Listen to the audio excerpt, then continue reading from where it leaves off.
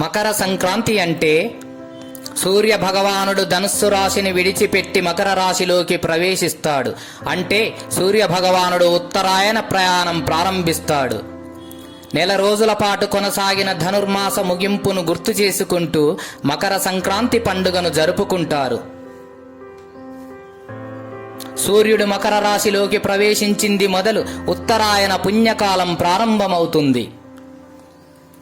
సంక్రాంతి రోజు ప్రధానంగా సూర్యునికి అంకితం చేసిందిగా చెబుతారు. సంక్రాంతి అంటే సంక్రమణం అని అర్థం, అంటే మారడం. ఈ రోజు సూర్య భగవానుడు తన మార్గాన్ని మార్చుకున్నట్లుగా మనం మన జీవిత మార్గాన్ని మార్చవచ్చును. ఇది మనకు ఆనందం, శాంతి, ఆరోగ్యంను ప్రసాదిస్తుంది. ప్రతి ఒక్కరూ కొత్త ఉత్సాహం, కొత్త స్ఫూర్తితో, ప్రశాంతతతో ఆశీర్వదించబడాలని కోరుకుంటూ మీ ఇంటిల్లిపాదికి సంక్రాంతి శుభాలతో కూడిన భవిష్యత్తును అందించాలని కోరుకుంటూ మనసారా మీకు, మీ కుటుంబ సభ్యులకు మకర సంక్రాంతి శుభాకాంక్షలు.